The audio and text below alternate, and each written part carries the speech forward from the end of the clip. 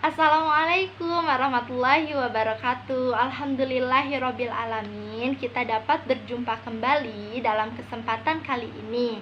Ya, walaupun kita masih berjumpa dalam keadaan daring, tetapi tidak menghalangi semangat kita dalam menuntut ilmu. Nah, anak-anak sekalian, semoga anak-anak semua diberikan kesehatan dan juga limpahan rahmat oleh Allah Subhanahu wa taala. Baik, anak-anak, materi yang akan kita pelajari hari ini adalah bab 5 yang bertema Selamat datang Nabi Kekasihku. Nah, dengan subtema yang pertama, kehadiran sang kekasih. Yang kedua, Nabi Muhammad SAW diangkat menjadi Rasul. Dan yang ketiga, dakwah Nabi Muhammad di Mekah. Nah, sebelum kita masuk ke pembelajaran kita, alangkah baiknya kita berdoa terlebih dahulu. Yuk anak-anak, kita berdoa terlebih dahulu. Bismillahirrahmanirrahim. Rabbi zidni ilman warzuqni fahma. Amin. Nah, seperti biasa ya anak-anak, kita menggunakan metode active learning di setiap pembelajaran kita. Dan kali ini kita akan menggunakan metode true or false. Nah, jadi kita akan belajar nih dengan cara mengidentifikasi apakah pernyataan yang saya buat itu true yang artinya benar ataukah false yang artinya salah. Nah, jadi gini teman-teman, jadi saya akan memberikan beberapa pernyataan untuk kalian jawab. Dan jawab pernyataan untuk kalian jawab, yang jawabannya itu true yang berarti benar dan salah. Nah, nanti ketika kalian selesai menjawab, saya akan memberikan jawaban benarnya terkait materi kita hari ini gitu ya, dan penjelasan juga alasan kenapa jawaban itu benar dan salah. Seperti itu ya teman-teman. Oke, agar kita lebih semangat dalam pembelajarannya, kita tepuk semangat dulu yuk. Yuk sama-sama teman-teman. 1, 2, 3. Tepuk semangat.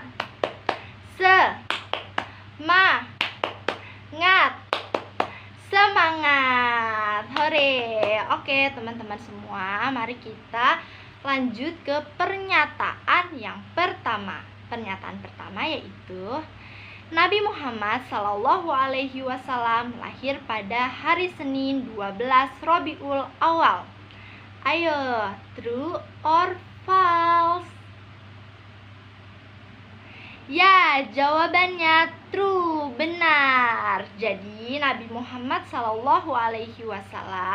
lahir pada hari Senin 12 Rabiul Awal tahun Gajah. Nabi Muhammad SAW lahir dalam keadaan yatim teman-teman. Ayahnya yang bernama Abdullah bin Abdul Muthalib wafat saat Nabi Muhammad SAW masih berusia 6 bulan di dalam kandungan ibunya yang bernama Siti Aminah. Nah, saat bayi, Nabi Muhammad diasuh oleh Halimatus Sa'diyah hingga berumur 5 tahun. Nah, kemudian saat usia Nabi 6 tahun, ibunya yang bernama Siti Aminah ini wafat. Dan Nabi diasuh oleh kakeknya yang bernama Abdul Muthalib. Kakeknya Abdul Muthalib ini adalah seorang pemuka Quraisy yang sangat disegani. Abdul Muthalib meninggal saat Nabi Muhammad SAW berusia 8 tahun. Nah, selanjutnya sepeninggal Abdul Muthalib wafat, Nabi Muhammad diasuh oleh pamannya yang bernama Abu Thalib sampai usianya menginjak remaja. Selanjutnya, Nabi Muhammad SAW diperkenalkan oleh pamannya bagaimana cara menjalani hidup. Bagaimana cara menjalani hidup? Ia mulai menjadi penggembala ternak milik orang lain di daerah gurun Mekah yang sangat panas, gitu ya. Kira-kira beginilah gambaran Nabi Muhammad ketika mengembala. Nah, pada usianya yang 12 tahun, Nabi Muhammad SAW diperkenalkan kepada ilmu perniagaan atau perdagangan. Ia sudah ikut membawa barang dagangan yang diambil dari majikannya yang bernama Siti Khadijah selama hampir 3 tahun. Nabi Muhammad SAW mengikuti pamannya untuk menjajakan barang dagangannya. Nah, kemudian ketika kafilah dagang mereka sampai di kota Basrah di wilayah Syria besar, seorang pendeta terkenal di masa itu yang bernama Buhairah menghampiri Abu Thalib dan berkata, aku mengenali anak muda ini gitu. Ia adalah sosok yang kelak akan dinobatkan sebagai rahmat bagi semesta alam. Nah, hal ini telah ada di kitab kami gitu, kata si Buhairah itu. Nah, kemudian Buhairah itu selanjutnya menyarankan kepada Abu Thalib, lindungilah anak muda ini dari orang-orang Yahudi, kalau bisa bawa ia kembali ke kota Mekah. Dan Abu Thalib pun atas saran tersebut ia menyetujuinya. Ya, selanjutnya pernyataan kedua. Nabi Muhammad memiliki sikap yang tidak mudah putus asa, jujur, dan amanah. Apakah pernyataan itu true or false? Ya, jawabannya true, benar. Jadi, kenapa jawaban itu benar? Pada usia 25 tahun, Nabi Muhammad SAW mulai berdagang sendiri tanpa bantuan pamannya. Ia mengambil sendiri barang dagangannya dan memasarkannya secara sendiri. Kemudian, keberhasilan usaha dagang Nabi Muhammad SAW itu disebabkan oleh pribadi mulia Nabi Muhammad. Di antaranya, yang pertama, 1. Berpendirian teguh. Yang kedua, memiliki semangat kerja. Ketiga, memiliki kejujuran yang luar biasa. Yang keempat, menjunjung tinggi amanah dan kepercayaan yang diberikan orang lain. Yang kelima, mampu menghadapi segala cobaan dan rintangan dalam perjalanan. Yang keenam, memiliki sifat percaya diri. Yang ketujuh, menyamakan pelayanan terhadap para pembeli. Dan yang terakhir, menampilkan keramahan dan kesopanan serta kasih sayang kepada siapapun. Nah, dengan kepribadiannya tersebut yang sangat baik, yang sangat elok, Nabi Muhammad berhasil merebut hati setiap orang, tidak terkecuali Siti Khadijah. Nah, pertama-tama ini Siti Khadijah meminta Nabi Muhammad SAW untuk menjajakan dagangannya ke Syria. Nah, kemudian ternyata hasilnya sangat luar biasa. Nah, dari hasil yang luar biasa tersebut, akhlak mulia pun yang luar biasa yang ditampilkan oleh Nabi Muhammad membuat Siti Khadijah tertarik, dan akhirnya mereka menikah dan dikaruniai 7 orang anak. Ya, kemudian pernyataan ketiga. Pernyataan ketiga adalah Nabi Muhammad SAW diangkat menjadi Rasul pada usia 30 tahun. Hayo, pernyataan tersebut true or false? Ya, pernyataannya false. Jadi pernyataan itu salah. Nabi Muhammad diangkat menjadi Rasul itu pada usia 40 tahun. Jadi pertama-tama Nabi Muhammad SAW melakukan uzlah atau mengasingkan diri di Gua Hiro. Kayak gini Gua Hiro. Nah, hal ini dilakukan oleh beliau berkali-kali, tidak hanya sekali. Nah, maka tepat pada tanggal 17 Ramadan, tahun ke-40 dari kelahirannya, Nabi didatangi malaikat Jibril dan menerima wahyu pertama berupa Quran Surat Al-Alaq ayat 1-5. Nah, teman-teman semua, yuk kita baca bersama-sama surat Al-Alaq ayat 1 sampai 5. A'udzu billahi minasyaitonir rajim. Bismillahirrahmanirrahim. Iqra bismi rabbikal ladzi khalaq. Khalaqal insana min 'alaq. Iqra wa rabbukal akram. Alladzi 'allama bil qalam. 'Allamal insana ma lam ya'lam. Shadaqallahul azim. Nah, lewat wahyu pertama inilah yang menandakan bahwa Nabi Muhammad SAW dipilih dan diangkat Allah Subhanahu wa Ta'ala untuk menjadi utusan Allah atau Rasul Allah. Ya, pernyataan keempat. Pernyataan keempat adalah Nabi berdakwah secara sembunyi-sembunyi setelah turun wahyu kedua. Pernyataan tersebut apakah true or false? Ya, betul. Pertanyaannya adalah true. Ya, jadi teman-teman semua, penjelasannya dengan turunnya wahyu yang kedua, yaitu Quran surat Al-Mudatsir ayat 1 sampai 7, Rasulullah Shallallahu alaihi wasallam mulai berdakwah secara sembunyi-sembunyi.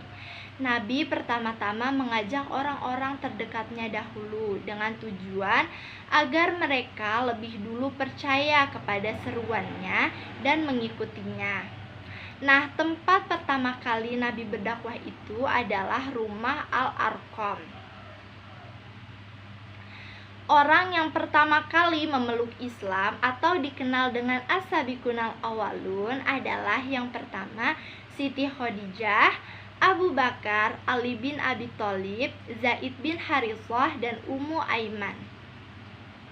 Selain itu, berkat bantuan dari Siti Khadijah dan juga Abu Bakar As-Siddiq, bertambahlah orang-orang yang beriman kepada seruan Nabi Muhammad, baik pria maupun wanita. Ya, selanjutnya pernyataan kelima.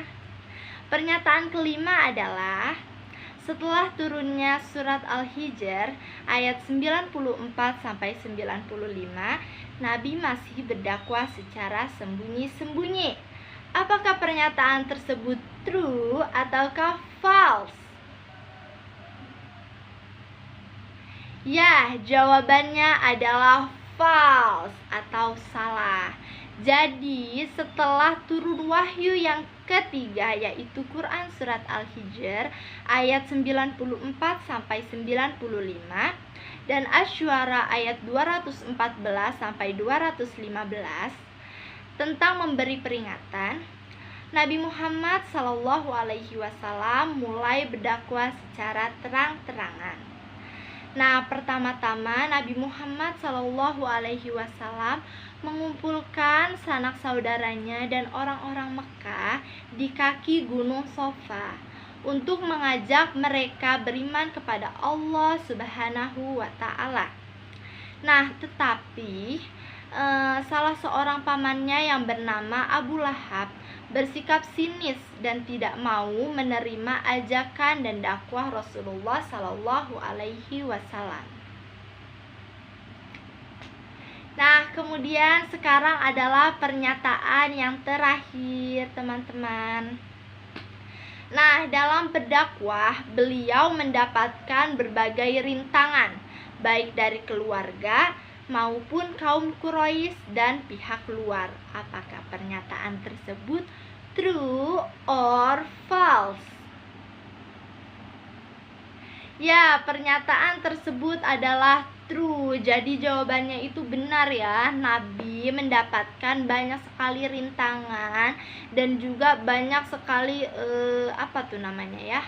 halangan dalam berdakwah, termasuk juga dari keluarganya, yaitu kaum Quraisy. Nah, banyak banget cara yang dilakukan oleh orang-orang kafir Quraisy untuk menghambat dakwah Rasul. Di antaranya ini mencoba menyuruh pamannya yang bernama Abu Thalib untuk menghentikan dakwah keponakannya itu. Tetapi Nabi Muhammad menolak dan mengatakan, Demi Allah, meskipun seluruh anggota keluargaku mengucilkanku, aku akan terus berdakwah dan menebarkan ajaran agama Islam. Nah, kemudian dari situ mulai banyak sekali cara-cara dari kafir Quraisy untuk menghambat dakwah Rasul. Di antaranya, budak-budak mereka yang masuk Islam dibunuh dan juga disiksa. Seluruh pengikut Nabi selalu diancam dan juga diteror agar menolak ajakan Nabi Muhammad. Kemudian pamannya Nabi yang bernama Abu Jahal ini menyewa orang Yahudi untuk mengejek dan juga mencaci maki Nabi. Tetapi justru orang Yahudi itu masuk Islam karena kebaikan dan keluhuran akhlak Nabi Muhammad. Kemudian kafir Quraisy juga menawarkan harta benda, wanita dan juga pangkat, tetapi Nabi tidak tertarik pada tawaran itu. Nah, kemudian ini berlanjut kepada pemboikotan Nabi Muhammad SAW dan juga Bani Muthalib dan Bani Hashim. Nah, karena pemboikotan ini banyak umat Islam terkurung di celah kota Mekah yang bernama Shib. Pemboikotan ini berlangsung selama 3 tahun, dimulai pada tahun ke-7 kenabian. Nah, anak-anak sekalian, alhamdulillahirobbilalamin, kita telah selesai mengulik materi tentang perjuangan Nabi di kota Mekah yang bertema Selamat Datang Nabi Kekasihku.